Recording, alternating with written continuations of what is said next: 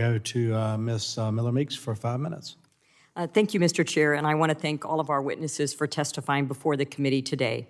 Last week, during the Environment, Manufacturing, and Critical Minerals Subcommittee hearing, we focused on how the United States has been a global leader in reducing greenhouse emissions for the last 2 decades, all while increasing energy production, a fact that I look forward to highlighting at the COP28 in Dubai this weekend.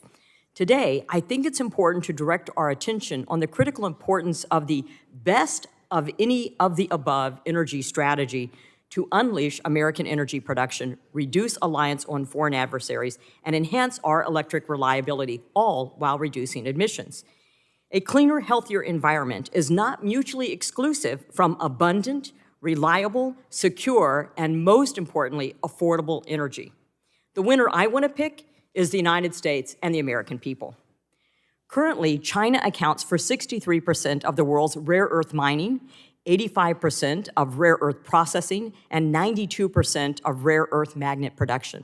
Additionally, China accounts for more than 75% of battery cell production, which will be needed to store energy from less reliable, non-continual sources.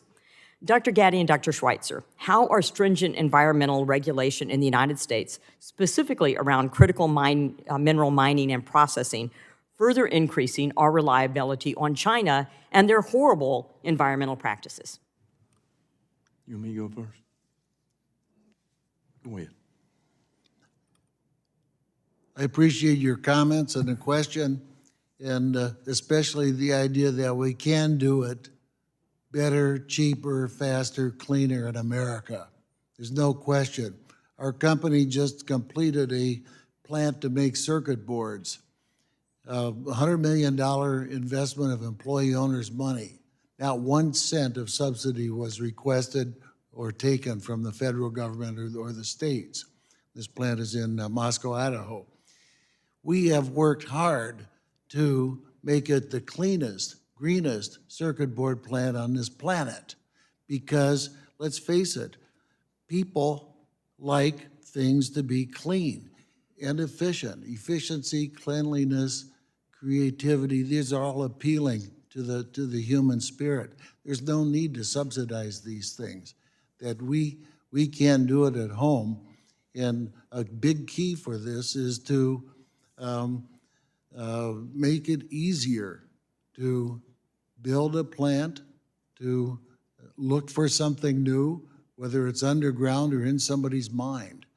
That these are the things that I believe our Congress can be doing for we the people, that we can do it here in America better, cheaper, faster, cleaner. I'll alter that question a little bit and say, what are the greatest regulatory barriers that currently exist for utilizing advanced nuclear reactors to meet domestic energy production objectives? And what are the barriers for restoring the United States as a major global exporter of nuclear technology? Thank you, Dr. Miller-Meeks, for the question.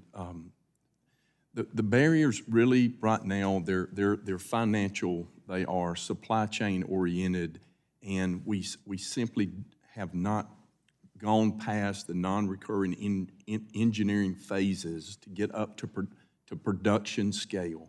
We need a demand signal. We need a nuclear policy strategy.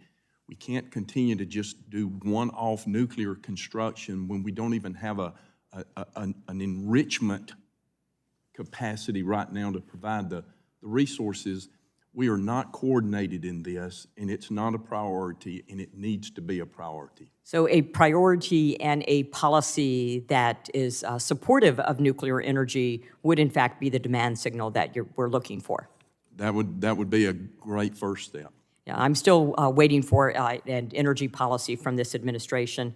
Ms. Bradbury, what role does carbon capture, storage, and utilization technologies and innovation play in reducing U.S. emissions moving forward? And what federal policies are needed to increase accessibility and utilization of these technologies? Ms. Miller-Meeks, thank you so much for the question. I will say that between the IEA, this administration, the DOE, there is wide-scale agreement that CCUS has a critical role to play in meeting climate objectives, particularly among hard-to-abate sectors. Some of the issues that we're seeing with full scalability of carbon capture include permitting reform and the need for permitting reform in pipelines. I would also say with regard to the permitting of wells, there are only 2 states right now that have primacy when it comes to the permitting of Class 6 wells, Wyoming and North Dakota. There are a number of states that have pending applications with the EPA for state primacy. States have the most expertise in permitting this type of well, and that would be an important step in the right direction. Thank you. I yield back.